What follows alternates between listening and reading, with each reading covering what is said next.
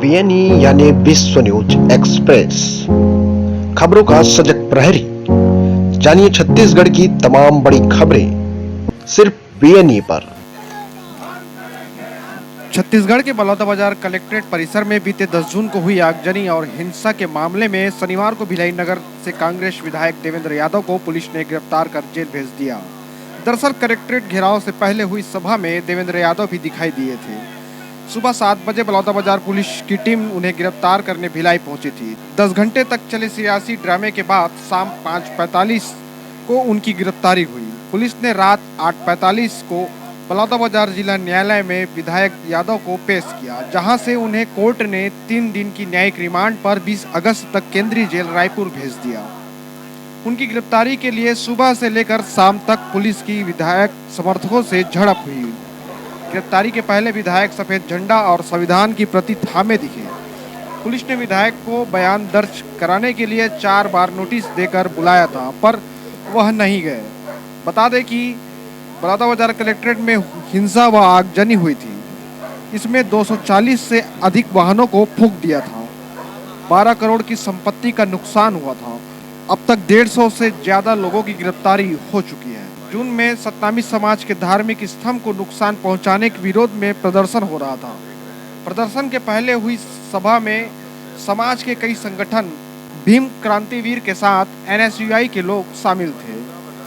Police के 4 notice को देवेंद्र यादव टालते रहे। पुलिस के आने का अंदेशा देवेंद्र यादव को पहले से था। एक दिन पूर्व उन्होंने प्रेस विज्ञप्ति जारी कर इसका अंदेशा जताया था। शनिवार सुबह 7 बजे बलौदाबाजार के एसपी अभिषेक सिंह, डीएसपी ईश्वर चंद्राकर की अगुवाई में टीम भिलाई सेक्टर 5 स्थित निवास पहुंची। इसकी सूचना मिलते ही विधायक समर्थक जुड़ गए। तब विधायक यादव निवास पर ही थे।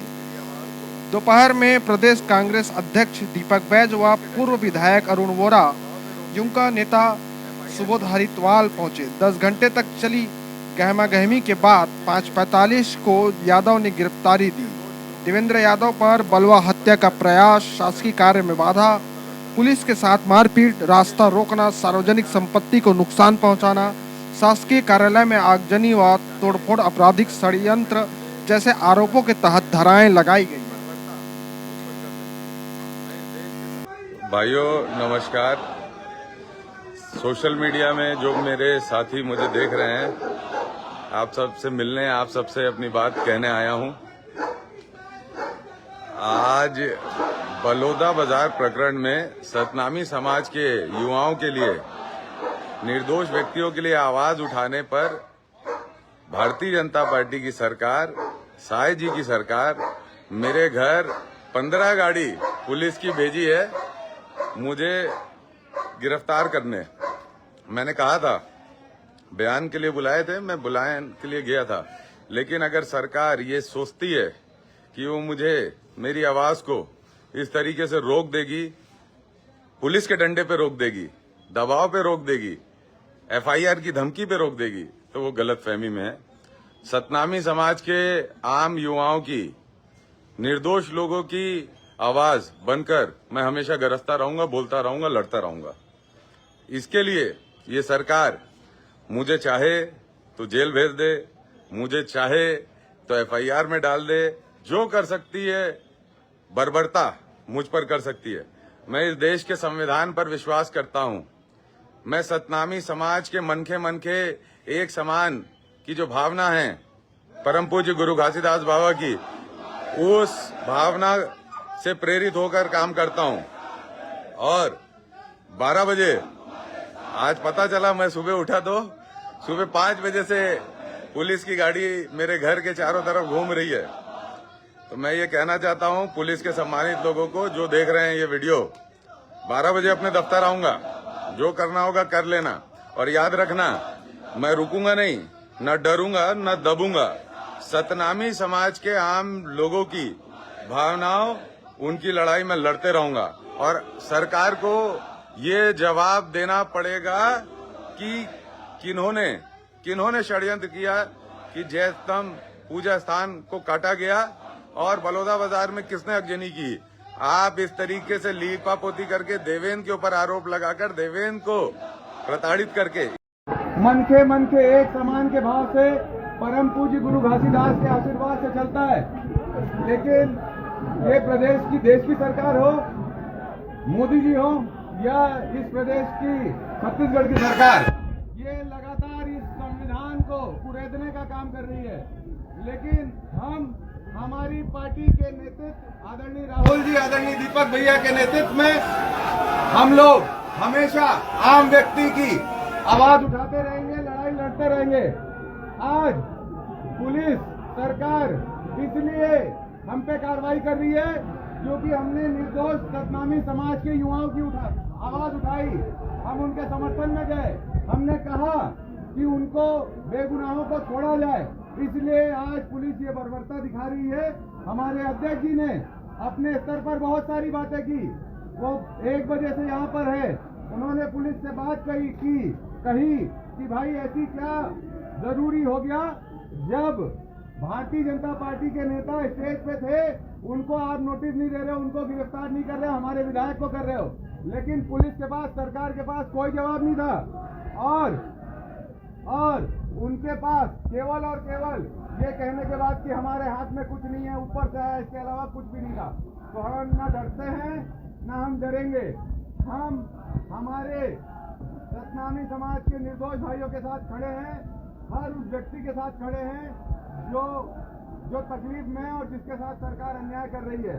तो मैं आप लोगों से बस इतना ही कहना चाहता हूँ, मेरे साथियों, मेरे भाइयों, आज मैं जो भी हूँ, जो भी इज्जत मेरे को मिली है तो वो आप लोगों के कारण मिली है, आप लोगों के आशीर्वाद से मिली है। और इतना कहूँगा, शांतिपूर्ण तरीके से हम लोग इस आंदोलन में अपना सर्वोच्च निछावर करेंगे।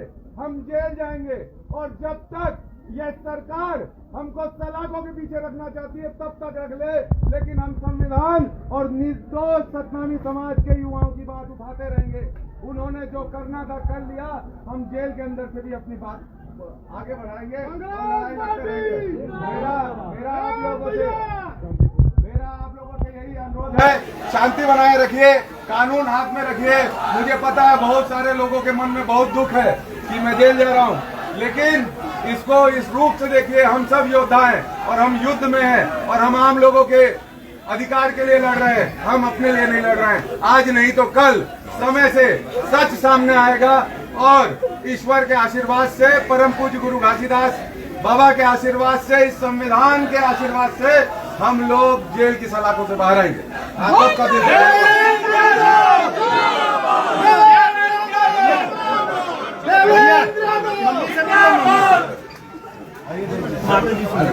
मम्मी से मिलने दो, मम्मी से।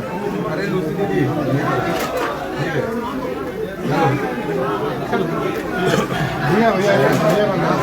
सुना बेटा, थोड़ा साइड गैप बना दो। अरे नहीं रोते, ठीक है। हम लोग बहादुर लोग हैं, हम लोग पीछे नहीं हटेंगे, हम नहीं डरेंगे। आ जाओ मां से, चलना है मां, चलो कोई बात, चलो।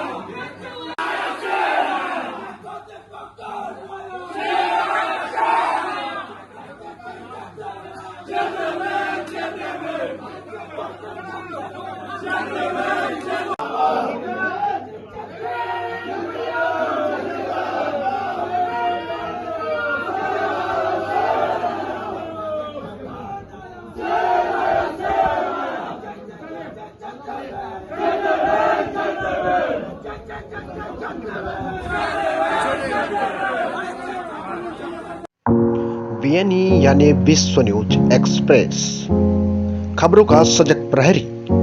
जानिए छत्तीसगढ़ की तमाम बड़ी खबरें सिर्फ बीएनई पर।